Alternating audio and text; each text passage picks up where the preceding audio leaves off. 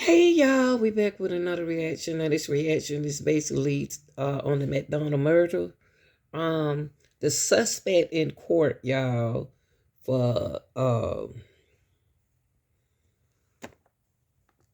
dismissing the manager of McDonald's.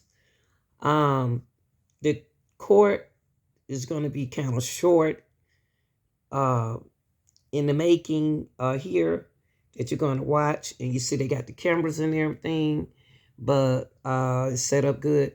But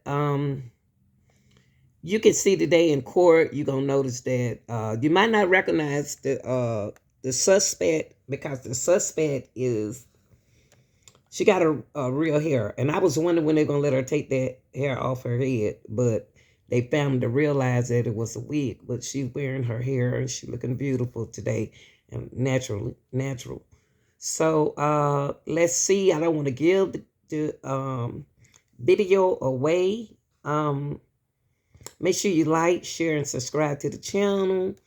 And I will be living, unloading, and living 5 videos a day for you all, okay? Because behind the scene, I'm working on something else, but I love y'all so much, and I want to keep y'all aware of what's going on and what's happening. And shout out to my mods, my workers, my viewers, my members, my all of y'all, everybody, and happy birthday to you. So let's go ahead on and watch the video, and I want to let y'all know that I really do appreciate y'all, okay? All right.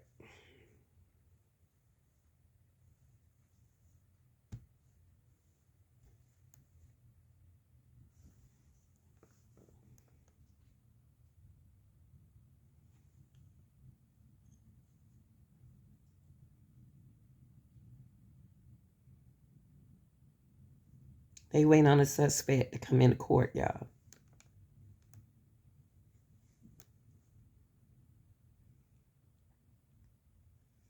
Starting next Friday, I will start going live on my live stream. There she go. There she go. See, she look pretty. But I hate this for this young lady. But here we go with the judge. I hate that that happened to her. For the record, please. Kumar Palapu for the People, P74099. Chris Spurban on behalf of the People, P1013. Your Honor, Josh Jones on behalf of Ms. Mohammed. Stands to my right. And Captain O'Meara Goldman, P5386.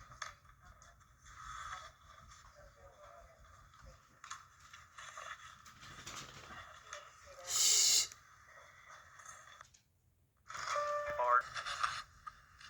The court has carefully considered the testimony of the 6 witnesses today, that being number 1, Devontae Case, an eyewitness, witness number 2, Officer McLaughlin, witness number 3, Luke Marino, witness number 4, Deborah McMillan, manager at the McDonald's, witness number 5, Tashana Turnage, employee of the McDonald's, witness number 6, Detective Hollis. She took the statement of the defendant.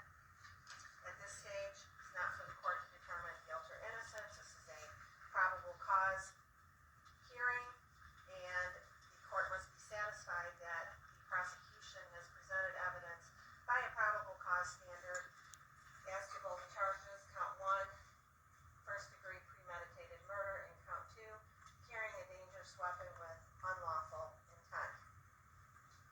Probable cause is a very low evidentiary threshold under Michigan law. In viewing the evidence in the light most favorable to the prosecution, the court makes the following findings. Count 1, first-degree premeditated murder. The people presented testimony showing that the victim was found on the floor of the restaurant in a large pool of blood, suffering from what appeared to be multiple stab wounds. This clearly establishes that a homicide occurred by a criminal agency. The manager of the McDonald's, that being witness number 4, Deborah McMillan, testified that she heard a commotion, came around, found the victim on the floor bleeding.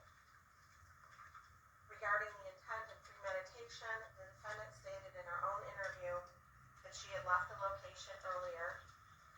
By her own testimony, she testified, or she stated to the police that she was told to leave, and she didn't leave, and then became angry later because her boss had clocked her out. She indicated that she left, she went to the park, she prayed, and thought about how she had been wrong. She admitted that she possessed a long chef's knife, and when I talk about the chef's knife, Mr. Jones, you made argument that there was insufficient evidence with regard to the 3-inch, or being 3 inches or more on the blade. The court did review the interview by the police of the defendant and the graphic scene once again, and the knife in there clearly is over 3 inches. And the testimony of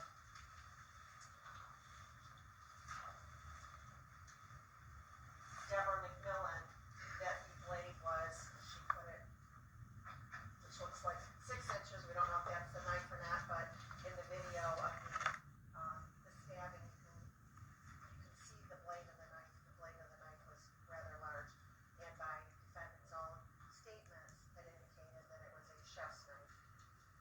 So, that being said,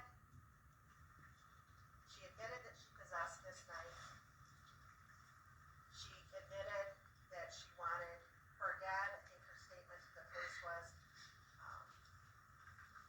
I felt like I wanted her dad. I'm not a cold person.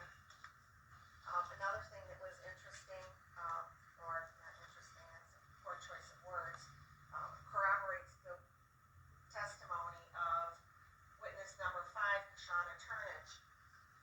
In the interview at the police station, while the demonstration of how the stabbing occurred, you can see the defendant's fingernails, and it was blue and white as described by Shauna Turnage, I'm sorry.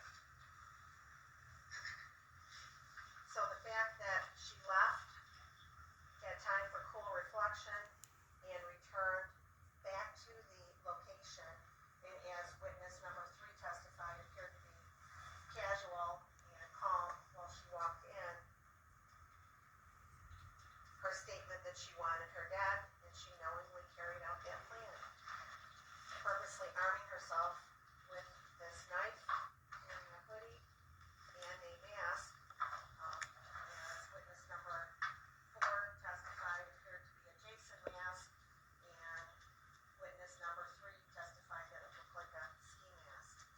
Taken together, this evidence is more than sufficient for a person of ordinary prudence to reasonably believe the defendant intentionally, with premeditation, killed the defendant by a probable cause standard. The court therefore finds that people have met their burden as to count 1.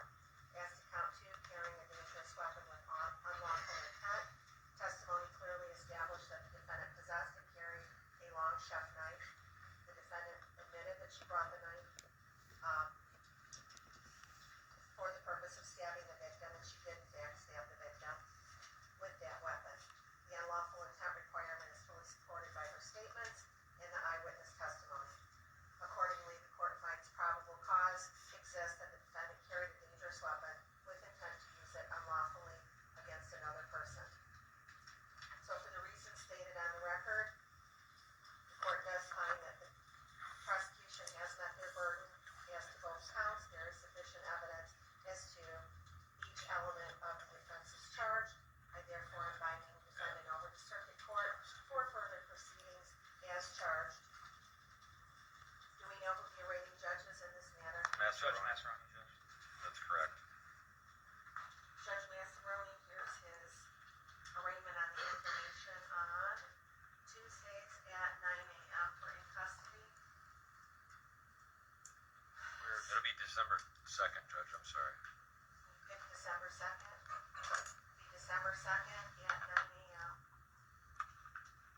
Judge Massaroni, and I need you to fill out the cap sheet. Doing that now, Judge. And I want to thank both sides for the professionalism. That concludes this matter for today. All right, have a nice weekend, Judge. Thank you, Your Honor.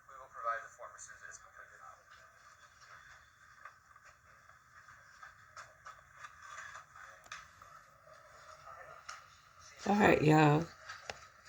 Yeah, or have the arranged December the 2nd.